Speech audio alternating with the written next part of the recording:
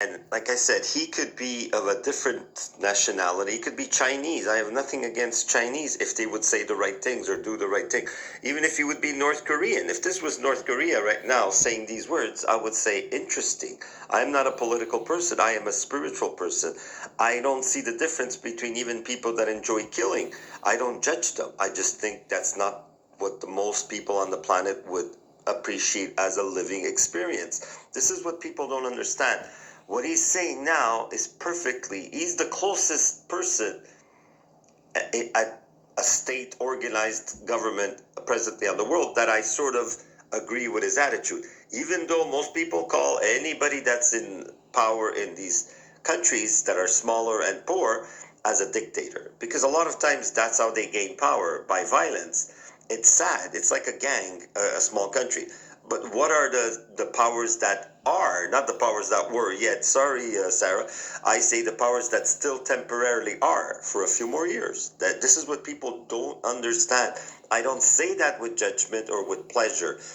It will not go on. Project Looking Glass, that's not a joke. There's a lot of scientists that did research in that to try to change the future. You can't change goodness. Goodness and the right thing to do is not the same as a political decision. It's not the same as a court system, which could be decided by Corrupted. human frailty and human confusion, which it's a slave system. When you start waking up to your spirituality, you see the whole system, not only now, for thousands and thousands of years, maybe at intervals it was more pure and then it got corrupted.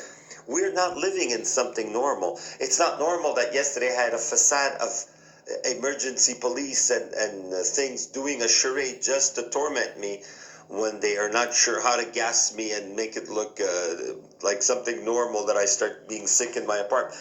They have no morality. Whoever is that you think is a system of government in Canada, the United States, England, all of Europe, is just corrupt 1 billion times more than these countries, the worst ones, not this one. And I'm saying that because I do forgive them and care. So I'm telling them, soon they're going to have to make changes bigger than the ones of just admitting a few corruptive, with like when they recorded Trump and showed something different. He's getting himself in trouble enough. You don't have to make up things about Trump to say that he's doing something wrong. But what about the hidden wrongs? What about the fact that every president in the United States was part of that King of England, I forgot the name. This girl was on the internet showing she did the real research with the genealogy of mothers too. Jewish people consider the mother more important even than the father, because this is what people, especially me, that I know that the Jewish religion or the original texts are more advanced. Only 2 other religions could compare. But it doesn't matter when a political military regime exists, and your idea of world security is domination, and only an idiot wouldn't see it. So I'm sorry, I had to give my update before I show you the few words. I don't know if I'm going to show. I'm not going to show the whole 13 minutes, but the message arrived at 11:47 p.m. Not through diplomatic channels, not through my foreign affairs office, not through any of the official systems that exist precisely so that world powers can pressure smaller nations with the appearance of civility. It came directly, personally, deliberately, and it contained 4 words that were designed to end my presidency before morning. You have 24 hours. Now, I've been threatened before. Every leader who refuses to play by the rules of the powerful gets threatened. It comes with the position, it comes with the choices. But this threat was different, because this time they weren't just threatening me. They were threatening the 22 million people who trusted me to stand between them and exactly this kind of pressure. What I did in the next 24 hours, the calls I made, the decision I reached at 3 a.m., and the single response I gave that the entire world was not prepared for. That is what I'm going to tell you today. Stay with me, because nothing about what happened next was predictable. Let me take you back to the night it started. I was in my office reviewing security briefings. Standard procedure for a country still fighting terrorism on 3 fronts. When my chief of staff entered without knocking, that alone told me something was wrong. He never enters without knocking. He placed a single printed document on my desk. No words, just the document. I read it once, then I read it again. Then I set it down and looked at the ceiling for a long moment. The document was an ultimatum, formally worded, diplomatically phrased, but an ultimatum nonetheless. It came from a coalition of Western interests who had been watching Burkina Faso's growing independence with increasing discomfort. The demands were specific. Reverse our decision to terminate certain foreign surveillance contracts on Burkinabe soil. Restore access to mineral extraction agreements we had suspended pending renegotiation. Issue a public statement realigning Burkina Faso with Western positions on 3 ongoing global conflicts. Do all of this within 24 hours. Or face, and I am using their exact language here, a recalibration of the international community's relationship with your administration. I set the document down. My chief of staff was watching me carefully, looking for signs of fear, calculation, panic. The normal human response is to being told that powerful forces have decided your time may be up. He saw none of those things. Because in that moment I wasn't afraid. I wasn't calculating. I wasn't panicking. I was remembering something my father told me when I was 7 years old. He said, Ibrahim, a man who can be threatened into betraying his people, was never really their leader. He was just their temporary manager. I looked at my chief of staff and said, get me a pen. What I'm about to tell you has not been reported by any major international media outlet. Because what happened in the 6 hours after that ultimatum arrived doesn't fit the story they want to tell about Africa. The story where African leaders are isolated, outgunned, and ultimately compliant. Within 2 hours of receiving the ultimatum, I had made 9 phone calls. Not to beg, not to negotiate, not to find a graceful way to comply, while saving face. I called to build something, in real time, under pressure, with a deadline counting down. The first call was to a fellow African head of state, who had faced a similar ultimatum 3 years earlier, and had, under enormous pressure, partially complied. I didn't call to judge him. I called to ask him one question. Did compliance make them respect you more, or did it make them believe you could always be pressured again? Exactly. The silence on the line lasted 11 seconds. I counted. Then he said quietly, it never stopped, Traore. Once you show them the door opens, they never stop knocking. That was all I needed to hear. The second call was to my intelligence chief. I needed to understand exactly who had sent the ultimatum, not the names on the document, but the real architecture of interest behind it. Who benefited from our surveillance contracts? Who lost money when we suspended the mineral agreements? Whose geopolitical positioning was disrupted by our independent foreign policy statements? By 2 a.m., I had a complete picture. And here's what that picture showed me. Something that will reframe everything you think you know about how power operates in Africa. The ultimatum hadn't come because Burkina Faso was weak. It had come because Burkina Faso was becoming strong. Yes, Every demand in that document targeted a decision we had made from a position of growing confidence, not desperation. They weren't threatening a failing state. They were trying to stop a rising one. That realization changed everything about how I approached the next 18 hours. There is a specific quality to 3 a.m. that I believe every leader who has faced a genuine crisis understands. Yep. The noise of the day is gone. The advisors have given their advice. The intelligence reports have been read. The phone calls have been made. And you are left alone with the most important question a leader can face. What do I actually believe is right? Not what is safe. Not what is strategic. Not what preserves alliances or protects relationships or minimizes institutional friction. What is right? I walked to my window at 3:07 a.m. and looked out at Ouagadougou. The city was quiet. 22 million people sleeping, trusting, without knowing it, that the person they had chosen to lead them was not, at that exact moment, preparing to trade their sovereignty for international approval. I thought about the mineral agreements. Those minerals belong to the Burkinabe people. Not to me. Not to any foreign corporation. Not to any international framework designed by people who have never set foot in our country. To my people. I thought about the surveillance contracts. The right to know what happens on our own soil. That is not a negotiating chip. That is the definition of sovereignty. I thought about the foreign policy statements they wanted me to reverse. My positions on those conflicts weren't random political calculations. They were the product of looking at the evidence, consulting my conscience, and saying what I actually believed was true. And then I thought about something else entirely. I thought about what message compliance would send not to the powers who sent the ultimatum, but to the next generation of African leaders watching this moment. The young presidents, the future prime ministers, the students in Accra and Lagos and Nairobi, who were going to inherit the Africa that my generation built or failed to build. What would I be teaching like what them he if I said, failed folded to at 3 build. a.m.? Because powerful people applied pressure. I would be teaching them that African sovereignty has a price, and that price is whatever the market of international pressure decides on any given day. That's I true. walked back to my desk. I picked up the pen I had asked for hours earlier, and I began to write my response. I want to read you exactly what I wrote, because every word was chosen deliberately, and every word landed exactly as I intended. I wrote, Burkina Faso has received your communication. We have considered its contents carefully and completely. Our response is as follows. The sovereignty of Burkina Faso is not subject to external deadlines. The decisions of the Burkinabe government reflect the will of the Burkinabe people and will not be reversed under pressure from any foreign interest, however powerful. We are available for respectful diplomatic engagement at any time. We are not available for ultimatums. This matter is now closed. 47 words. No anger. No accusations. No dramatic declarations. Just clarity.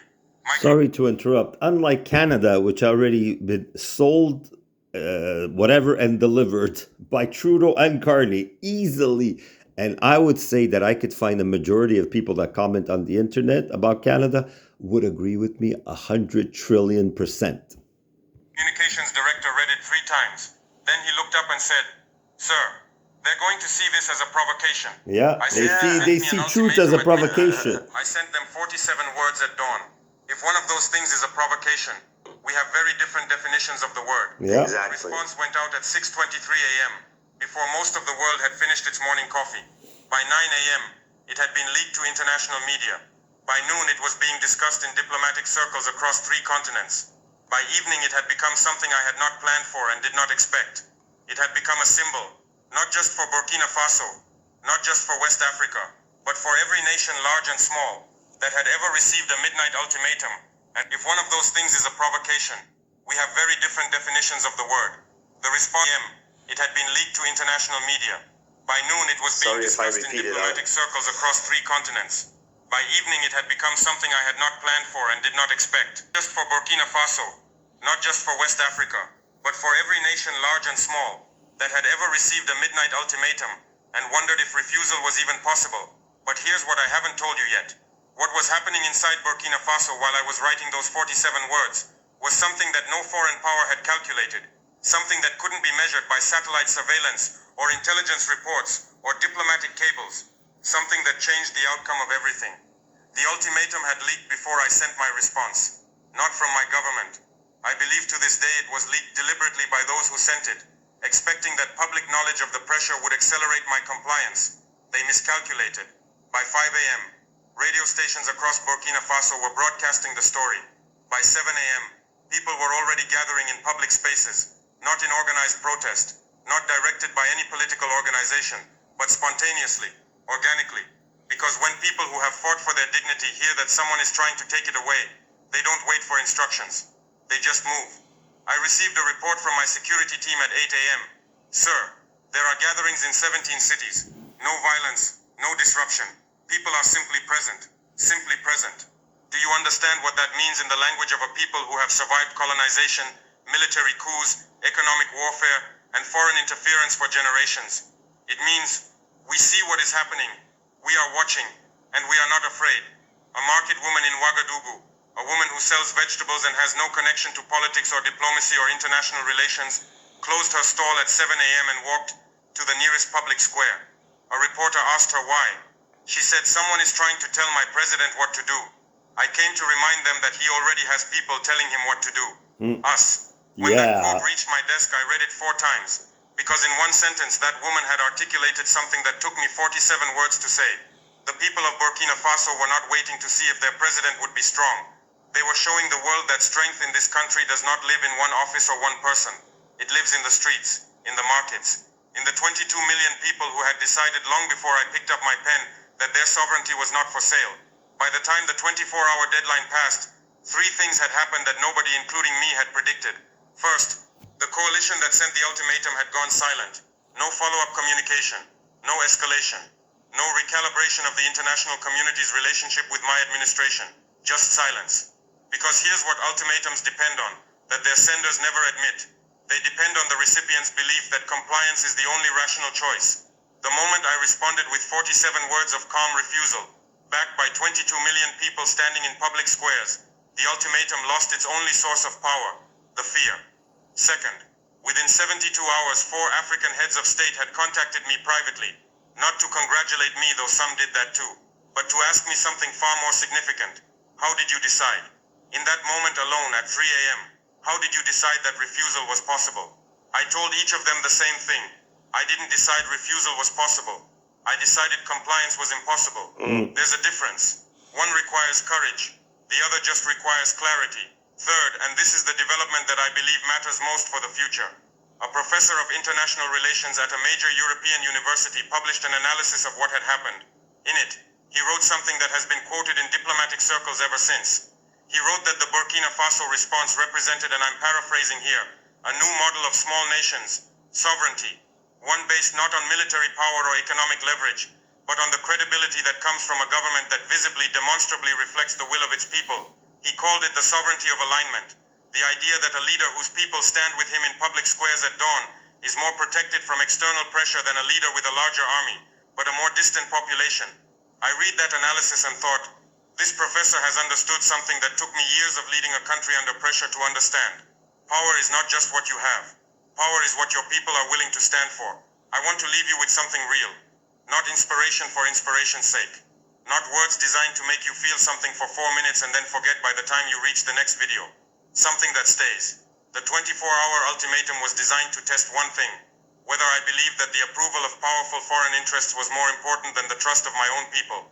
Every person watching this has faced a version of that test. Oh boy. Maybe not from foreign governments. Maybe from my own employers who government. expected silence in exchange for security. Maybe from institutions that offered acceptance on the condition of conformity.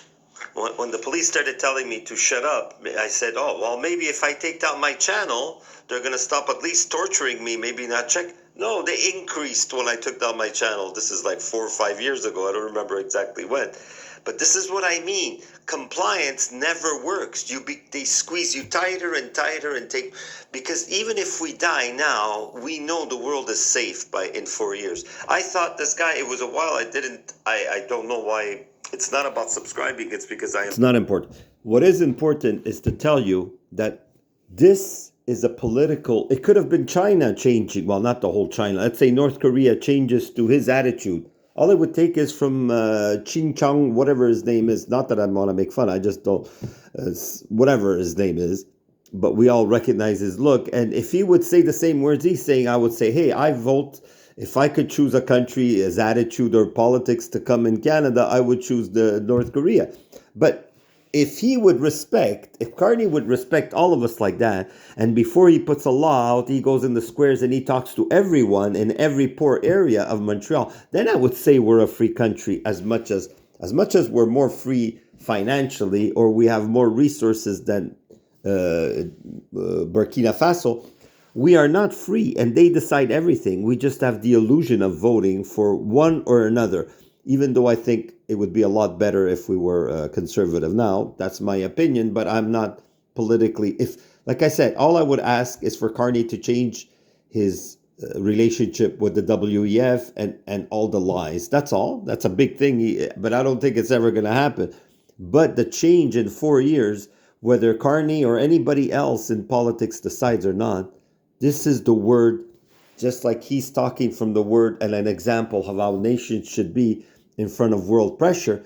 I'm telling you, I am representing the inner government. And I say it because status doesn't exist. If you're able to feel the higher, the inner, the true government of the cosmos, of the reality itself, you just say it. This will end because the time of the Kali Yuga is up. It has been accelerated, the Satya Yuga, 340 years. I don't care about believing. I just feel what the gurus that talk about this have said is almost spot on. Maybe not the details, but the energy. Even if Jesus is not reborn, like they're saying some soldiers, even that it's a holy war attacking Iran. I don't believe any war is holy. That's the illusion the governments want you to think. Acquiring peace and speaking like him is holy. That's why he impressed me.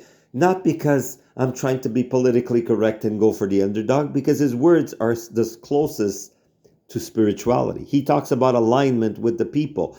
And he said it once. He goes, I take a salary just like everybody else because that's the kind of government I said that should be. They don't go for 600,000 when they leave, 100,000 and over when they hardly even push a pen, and the decisions they make are based on rich people's needs, not ours. That's why they should have less salary to show that they have interest in us.